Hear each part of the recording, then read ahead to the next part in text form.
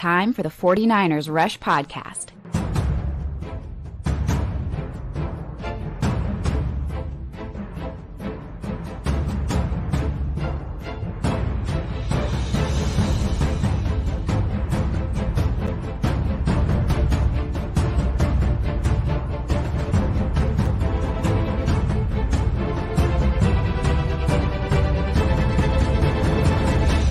And here's your host, John Chapman.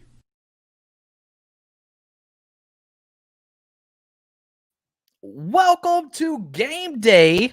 It's 49ers game day, and not just any 49ers game day. This week has so many implications from the 2012 NFC championships coming back in town. You've got Harbaugh and the whole clan, almost the whole clan. Not everybody showed up. Looking at you, Crabtree. Not sure if he got the invite or whatever. He did show up, but whatever.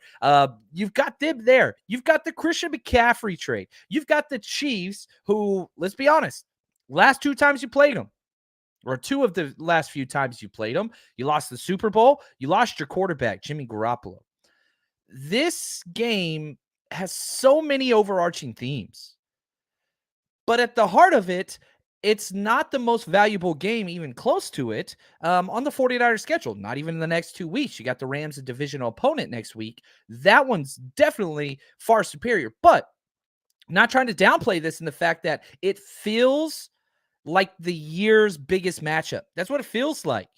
And it's the way in which the 49ers have kind of promoted this event, with bringing in the 2012 team and all that kind of stuff, the trade right beforehand, all that. Well, what we're going to do today, I love doing these episodes. I want to say shout out to Casey Lima, today's executive producer of the show. He did most of the research on this, and the Countdown crew. What's up, man? I'm seeing lots of hashtag CCs, and rightfully so, because, man, we are just giving away so much stuff.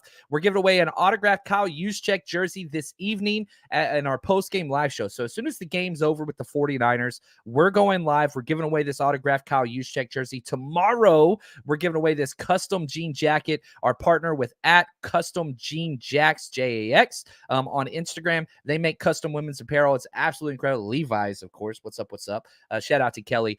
So head over to our Instagram, 49ers Rush Podcast. You'll see the reel there. All you got to do is tag people to get interviewed or entered into that giveaway. Hashtag CC to get the Kyle Juszczyk jersey. So we've got our top 5 49ers to watch for today.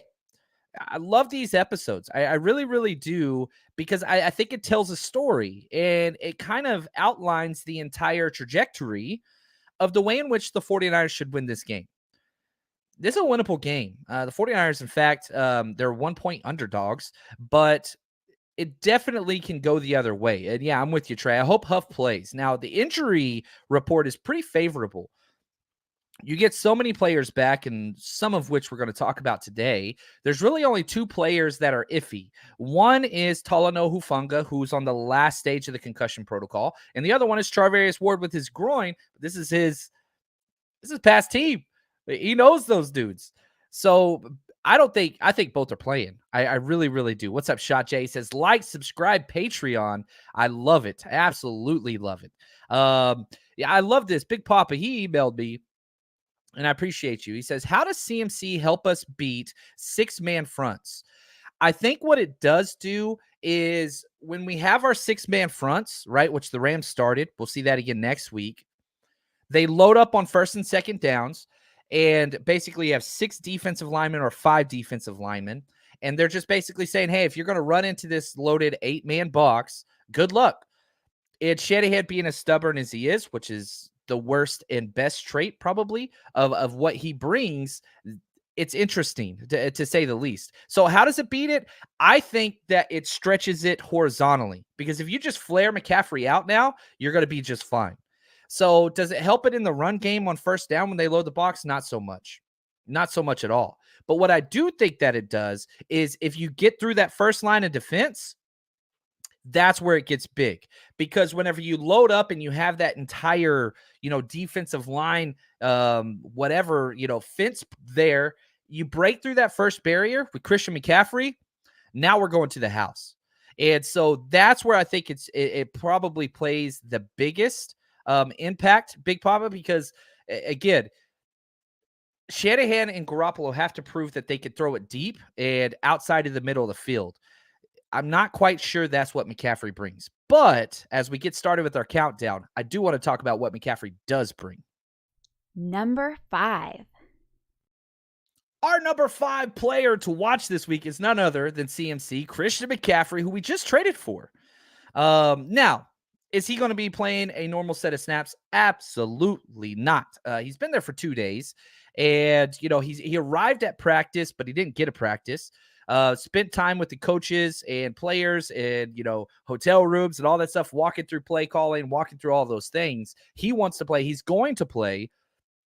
It's going to be a base set of packages, probably on first downs, where they can, anytime they change possession, I'm sure they're going to be over there like, look, these are the first 2 plays we're going to call, which I think is huge because we all already know Kyle Shanahan is at his best when he scripted plays.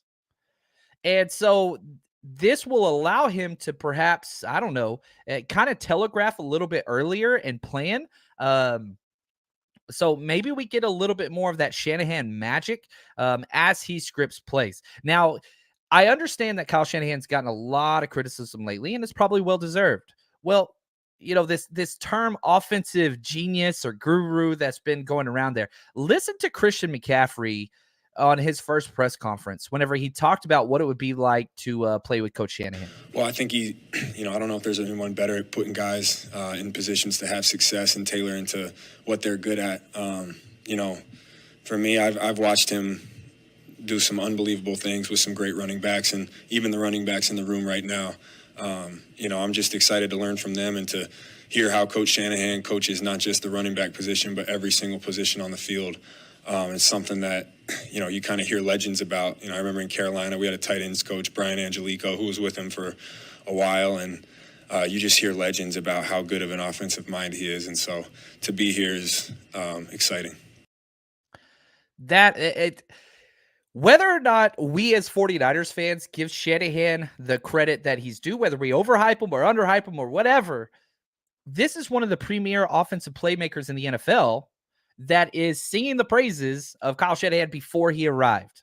Let's hope that Shanahan lives up to that potential. What's up, Raj? Love it, man. He says, just subscribe, John. Keep rocking it. Man, appreciate that. It's been a lot of fun this season, and good gosh, it's going to be so exciting. Now, we all know the trade was crazy. We were all shocked. I went to bed early. I wasn't feeling good. I was asleep when the trade was announced. Woke up to ridiculous amount of DMs and whatever else. I always put my phone on silent. So I didn't know. I wish I didn't that night, but that's okay. We found out through several channels, David Lombardi put this out there as well. The Rams offered a 2, 3, and a 5 for Christian McCaffrey. The 49ers, a 2, 3, 4, and 5. So that 4th round pick was the difference in getting Christian McCaffrey. The Rams couldn't offer it. Why could they not offer it? They traded previously for another running back, Sony Michel, the previous year, who's no longer on their team. So that was the difference, and the 49ers get it. So for those of you that say, oh, well, the 49ers overpaid, look, the market determines the value. If your division rival offered a 2, 3, and 5, and you offered a 2, 3, 4, 5, you didn't overpay. The 4th round pick was the difference in getting this kid. Now, will it pan out? Nah, we don't know. The good news that I will say again, and we broke down the trade if you want to go back and get into all the nuts and bolts, 0 guaranteed dollars moving forward. 0. You have him under contract for 3 years after this year, $12 million a year. I'm sure though they're going to 100% renegotiate that deal or restructure it next year for some salary cap relief. But at the same time, there's not a lot of risk involved. There's not a lot of risk involved because you can move on at almost any point. So we know what McCaffrey is. We know what he brings. Dynamic, elite playmaker, can do everything. That's what I'm excited about. I really hope they utilize him out of the backfield much more so than we have our previous backs. That's huge for me. So that's the thing that I'm going to be looking for. Ooh, I love this. Josh saying CMC will have 60+ yards. Ooh. Here we go. Will Bosa be on a snap cap? So I'm going to hold off on that one, Sean. Bosa's on this list, so we're going to wait until he shows up, and we will get to that one whenever it's his time. Next up, Number 4. All right, baby. Again, another player that is coming back. The best left tackle in all of football, Trent Williams. I will say this.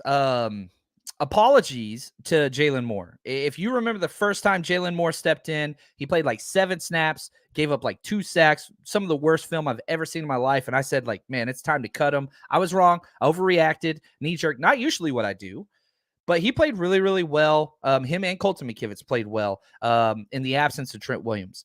But it's a big deal when the best left tackle in all of the NFL returns from an injury. And not only is he returning from an injury, he's been moving around relatively well for back-to-back weeks. It was an ankle injury. He got rolled up on Jake Brendle's best play of his career, just so happens.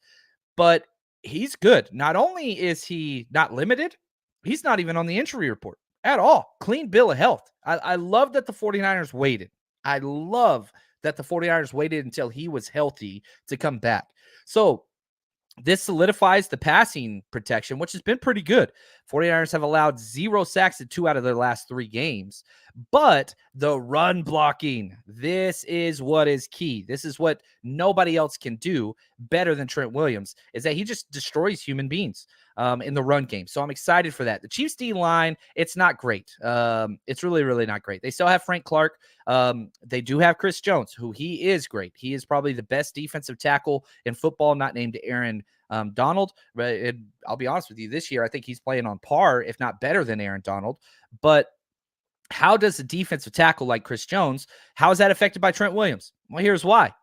You do not have to chip on the outside to the left side. So now you can slide Aaron Banks, the left guard, in to help Jake Brendle. So that's it's the domino effect that is brought about by Trent Williams, because you don't have to help him. You can leave Trent Williams on the island all day versus Frank Clark. He's going to win 99 out of 100 matchups against that cat. And so that's the difference it makes. You don't have to help outside. Now you can help inside. And so it just literally makes everybody else better. And, Aaron Banks has played really, really well, probably coming off his worst game. But now that you get the all-pro left tackle back, it excels the play of the rest of the offensive line. It literally just bumps down, bumps down, bumps down. That's the difference that Trent Williams makes. And I'm really, really excited because he's going to be able to come back. And again, he's been moving really well for a week now. I'm excited. And now you have developed depth behind him. Colton McKivitz has looked good. Jalen Moore has looked good. Daniel Brunskill, where he's going to be probably on the right side, right tackle if McGlinchey can't go. But we'll have to see what that looks like because, and again, I don't think, Mike McGlinchey's full in practice as well. So I think he's going to be out there. I'm going to keep singing from the mountaintops. Daniel Brunskill should take center snaps. He should take over the center job. Probably going to happen at the bye week. We'll see that. And I love this. The return of Trent. We got Silverback in the chat. I love it. And yeah, Jones can't kill Jake Brendle. There's no doubt about it. But Brendle's going to get some help. That's the good news. You think that would help considerably. So we'll see. We'll just kind of have to see how that goes. Next up, number 3. Another player back, Jimmy Ward. If you watched that Falcons game, and when we did our Patreon breakdowns and went through everything, which if you haven't signed up yet, go check it out. Patreon.com/49ers Rush Podcast, or just Google 49ers Patreon. And, again, another reason why you should sign up is that, man, we got a party tonight, baby. So right after the Chiefs 49ers game's over, I'm going live right here on YouTube. Once our live show is done, we're heading over to Zoom, and then it's my turn to hear from you. So we are going to be live tonight at Zoom around 6 p.m. Again, game ends. We go live for about 45 minutes. Once our live show's over, then we jump to Zoom. So if you want to join us, it's a Jerry Rice tier and above. That's tonight. So if you've been one of those people that's like, you know what, I've thought about joining, I don't have that much time or whatever, here's what I'm going to tell you. That's cool. Join, come hang out with us in Zoom, see what you think. If you don't like it, 100% money back guaranteed, no questions asked. That's going to be tonight. Now, back to the film breakdown. The Falcons beat our defense. 3 things. They did 3 things. Number 1, they attacked our defensive tackles because they're a power run game. Chiefs don't have that. Okay. We still don't have our defensive tackles back, but that's not the Chiefs' MO. Number 2, they went after our number 3 linebacker and nickel back. Okay, who was that? That was Oren Burks. He got benched. It was DFF. He got benched. Then they put Dante Johnson, who they just called up. Well, guess what? I think both of those players now, it's going to be Jimmy Ward. Please pick on Jimmy Ward. Please pick on Jimmy Ward. I would absolutely love that. He's going to be the one primarily matched up with Kelsey. Also going to be, some of the linebackers, Fred Warner, Dre Greenlaw, whatever. But what this is doing is it's sending Oren Burks and DFF down. They're going to be special teams, kind of only players. Now Jimmy Ward, as long as Huff is active. If Huff is not active, Jimmy's got to go play safety. But I want him as that number 3 backer, which we saw in the one snap that he was back before he broke his hand. I want him to be that number 3 linebacker / nickel guy. I want him around the line of scrimmage. I'm very excited about what he's going to bring. I'm very excited about what he's going to bring. And, the Chiefs offense, let's be real, it's the best in the NFL, even without, Tyreek Hill, who they traded away.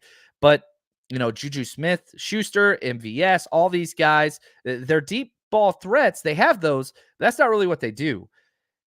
Mahomes has thrown short more this year than he has ever before. And so we need those guys that can contest catches and play physical on Kelsey and these underneath guys. So I'm excited, and I can't wait to see what Ward does. Is he a ball hawk? Not really. He's got that broken hand. Will he have the club on? All those things. But I can tell you this.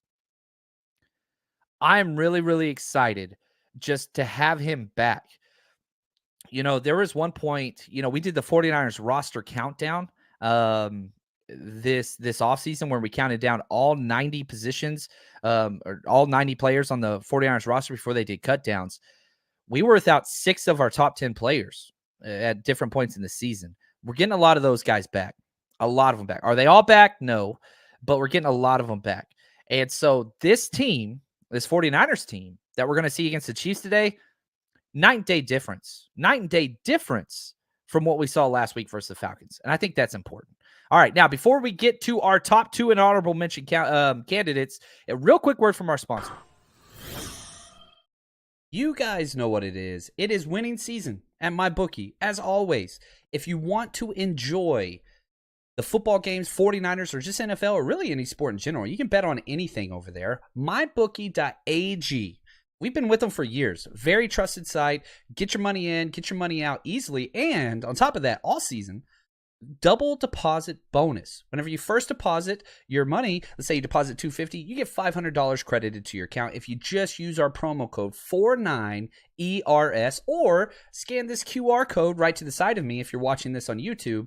And again, it just sets you up completely. MyBookie is incredible. Bet with us. We're on Patreon. We share our bets every single week, all season long. So join us, mybookie.ag, promo code 49ers. Bet anytime, anywhere with MyBookie.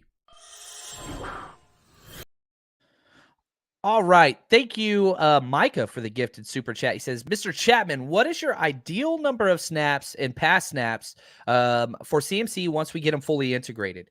Yeah, let's say if we're going off of 60 snaps and Elijah Mitchell's back, I'd say 40. I'd love a 40-20 split. That sounds perfect to me. I want CMC out there as much as possible.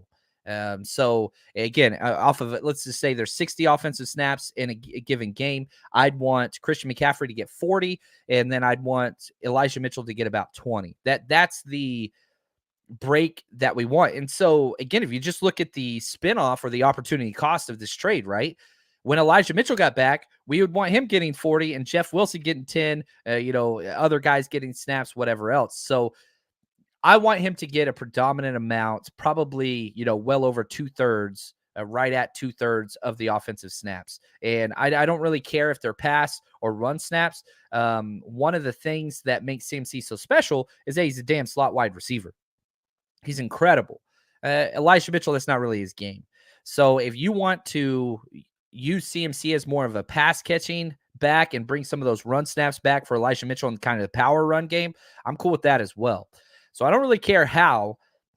Dude just got to be out there. And I think that's going to be one of the things that helps a lot. I really, really do.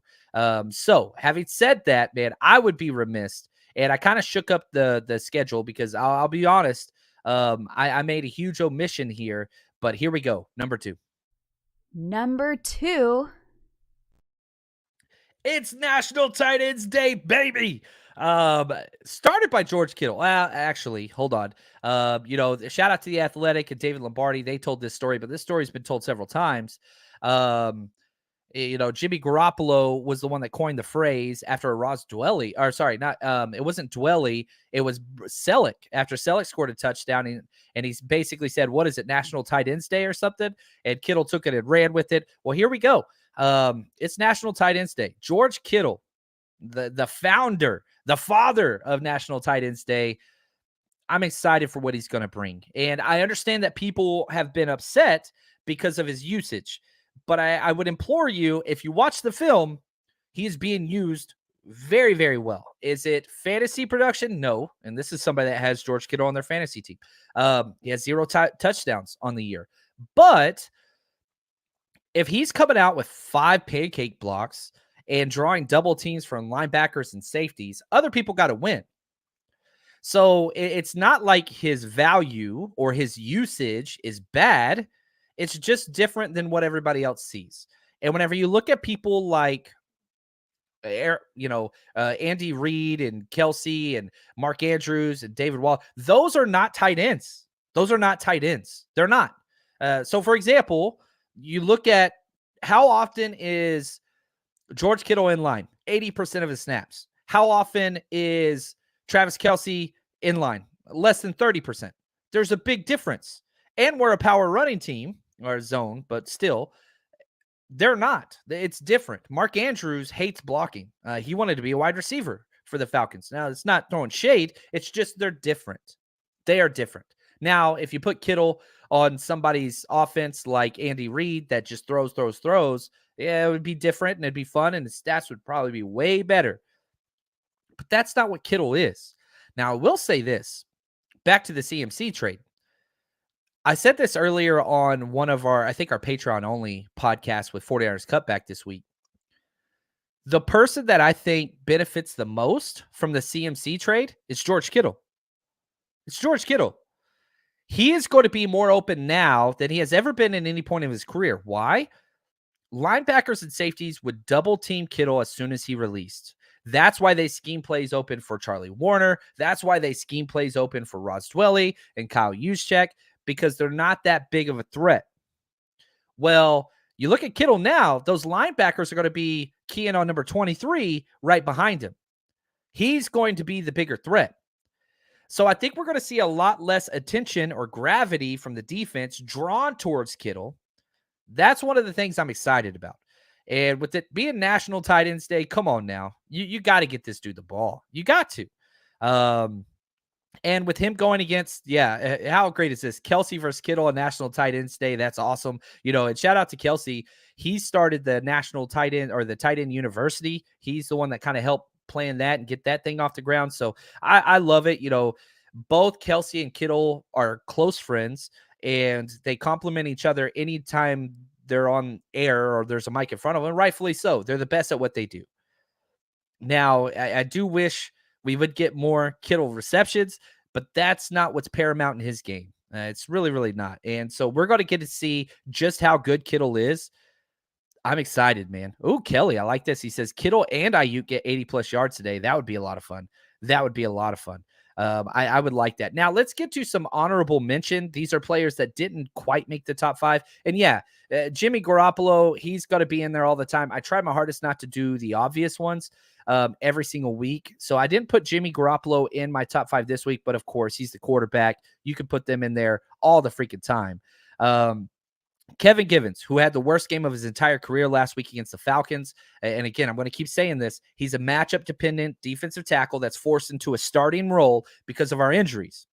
This is a game where he should have success. Not against Creed Humphrey, the game's best center in the NFL, but against those guards, he should be able to slash, get some inside movement. So Kevin Givens is one that I think is going to have some very, very good production this week. Drake Jackson, banged up his knee briefly, came back in the fourth quarter and looked incredible. I think Drake Jackson, he's red hot. I'm just saying right now, that dude, Drake Jackson, is ready. Okay? Jake Jackson is ready. R-E-D-Y. He's ready to go. I know that's not how you spell it, by the way, but that's okay. I'm trying to draw emphasis. I want his snap count through the roof. Through the roof. I want Drake Jackson. He got 12 snaps versus the Falcons. He was the number 1 rated player.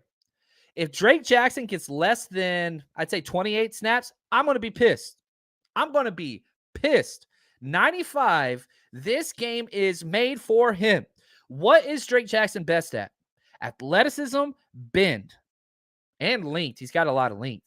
Guess what? That is the perfect recipe for a pass rusher to go after mobile quarterbacks. You go back and you watch that Falcons game, even though it was just 12 snaps. He was chasing Mariota all over the place and tracking him down and did very, very well at it. Mahomes, guess what? Not as mobile as Mariota, but very mobile. This Drake Jackson, I want him getting so many snaps. Oh my gosh. If I could guarantee that he has 28 snaps this game, I would be very excited. The rookie's ready, guys. He's ready. He is ready. Next up, Jeff Wilson. I know everybody's talking CMC, and I get that, and he will play a huge role. But for the 49ers to win this game, Jeff Wilson's got to stop being Jeff Wilson. Here's what I mean by that. You can't turn the damn ball over anymore. No more of that. If Jeff Wilson fumbles one time, whether he gets the ball back or not, I'm not playing him anymore. I'm done with it. That fumble 6 returned, that was the game last week. It's not his first time this year.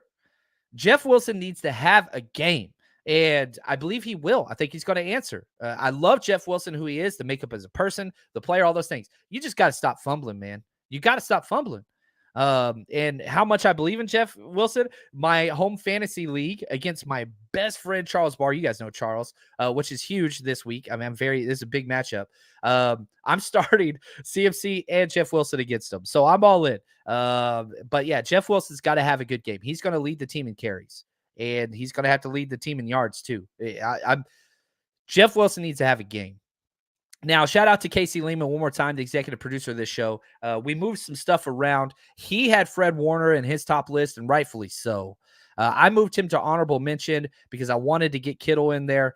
And here's the deal. Whether it's Warner or Greenlaw, they're going to have several times this game matched up against Kelsey. Kelsey's got to get his because we run a zone. Kelsey's as good as getting separation as any tight end in the league. And so that's what it is. But if you can limit those, and I'll take All-Pro Fred versus Travis Kelce, that's going to be a fun matchup. And so I'm excited to see what that's going to be. And whenever the Chiefs do run, you got to stop that. You got to step in and shut down that run, because even though the Chiefs don't run all the time, they still have a very good run offense, and they sneak a lot of yards in. You know what I mean? So that's going to be linebackers going to show up. And again, whether that's Greenlaw or Warner, don't care. Watch those guys. I'm excited to see how they respond this week to last week's game. Very, very excited about that. Now, one more big announcement. Obviously, with our 49ers Rush road trip, next week we're in Los Angeles. We got 5 trips left this year. We've got every away game plus the Miami home game. Tickets are up on the site, ready to buy right now, 49ersrushroadtrip.com. We're going to be Saturday from 3 to 8 p.m. We are going to be at the Fountain in LA, which I'm so excited, man. We've got so much stuff planned for you. Tickets are going up in price today. So after the game, they're going to jump up. So if you want to get in there, that early bird price, head over there, 49ersrushroadtrip.com. Get those. And then we've got our tailgate Sunday, which is going to be awesome. Just going to be such a great time. And as with all of our events, just look for the flag. You see that 49ers Rush road trip flag, which I think I got the shirt on. What's up? One of our shirts that we give out at our events. It's going to be an absolute freaking blast. Excited to hang out more. You know, the best thing is these relationships that you get to build and seeing other people make relationships. Come out. If you're going to the game by yourself, you don't have to. Come with us. We got you. We got you. Number 1. That's right, baby. I was asked earlier, what is the snap count for Bosa this week? Well, I can tell you this right now. He's not going to be on a limit. He could have came back last week, very similar to Trent. But the 49ers played it smart. You sat them back, you let them heal, and you let them make sure they're good. Bosa still leads the NFL. He's tied for the lead in sacks. Guess what? You go back to that. Again, it's a little bit of a revisionist history, but you remember that Super Bowl game and the 49ers built that 10-point lead right in the fourth quarter. Bosa was everywhere. Bosa was one of the best players. He was the best player on the field. There's no doubt about it. The lack of holding calls was ridiculous and whatever else, but that dude was going to be the MVP of the game. He was going to be the MVP of the game if the 49ers won. Well, it didn't go that way. He's going to have a field day today. I expect Bosa to show up. And, last year, Bosa had a great year. Defensive player of the year, worthy year. But the problem was in the big time games, this is somewhat of a primetime game. I live in Los Angeles. It's not on here because the Seahawks are playing the Chargers during this time. So I have to watch it on the ticket. But 85% of the country, you're getting to watch this game. This is the game of the week. It's the best game of the week. 49ers plus the CMC trade versus the Chiefs. Are you kidding me? This is the game of the week. So it's not a quote-unquote primetime game. But what I was trying to allude to is Bosa didn't show up huge in some of those primetime down the stretch games. TJ Watt did, Myles Garrett did, and Bosa didn't. He was neck and neck with him all year, but whenever it came down to crunch time and all eyes were on him, not the best of his games. This is an opportunity to vault yourself not only into the Defensive Player of the Year race, but ahead of everybody else. Garrett's missed time. TJ Watt's gone. There's a lot of really good players in this league on the defensive side of the ball, but none better than Bosa. He has the opportunity to step up and do what the 49ers couldn't do in the Super Bowl. I'm so excited, man. 9-7 coming back. I don't think he's going to be on any snap count, limitations whatsoever. I fully expect him to dominate. I want to see the difference he makes. And it's him against Mahomes, which I'm going to be honest with you, Mahomes, the best or one of the top 3 best quarterbacks around. I'm excited. Now, Kelly says this, is it a reach to say Bosa and Jackson get 2 sacks each? Yeah, probably not going to happen. I hope it does. But I care about pressures. I care about altering the pass. I care about tackles for loss, solo run stops. Sacks, everybody wants to put all their weight in sacks.